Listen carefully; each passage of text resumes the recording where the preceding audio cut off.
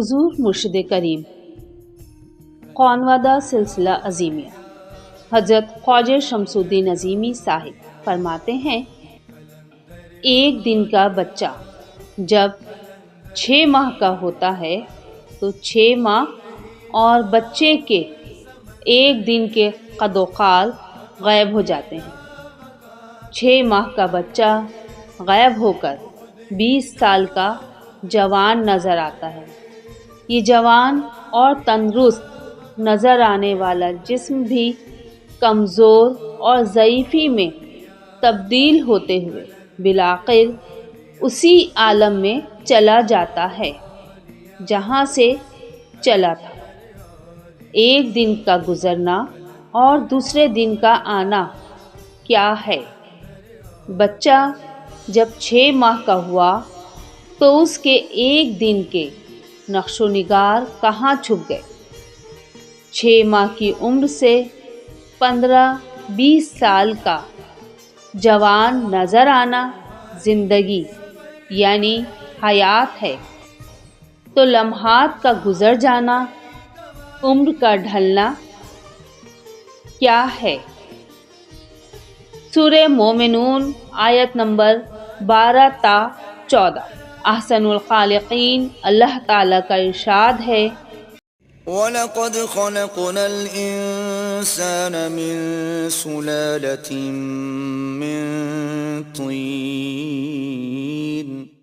اور ہم نے انسان کو مٹی کے خلاصے سے پیدا کیا ہے، ثُمَّ جَعَلْنَاهُ نُطْفَةً فِي قَرَارٍ مَّكِينٍ، پھر اس کو ایک مضبوط اور محفوظ جگہ میں نطفہ بنا کر رکھا، ثم خلقنا النطفة علقة فخلقنا العلقة مضغة فخلقنا المضغة عظاما فكسونا العظام لحما ثم أنشأناه خلقا آخر فتبارك الله أحسن الخالقين۔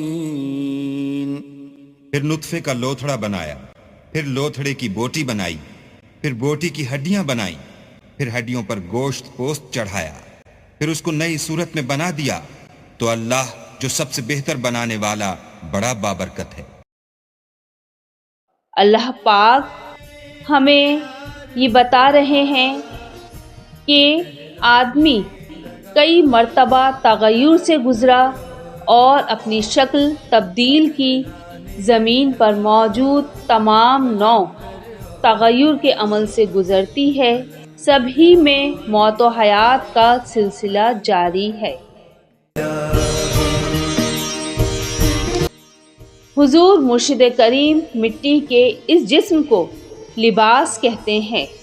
ہر قسم کا لباس جو بچے نے 60 سال تک پہنا ہے وہ سیدھا ہو کر پھٹ رہا ہے۔ الفاظ ہے بانی،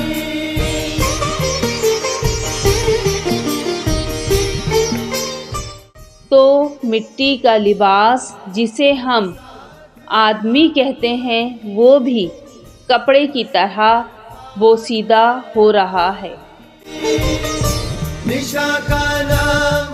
جس بات کو سمجھنے کی ضرورت ہے وہ یہ ہے کہ مٹی کے 7 سے لے کر 80 یا 100 سال کے آدمی میں کیا چیز ہے جو تبدیل نہیں ہوئی،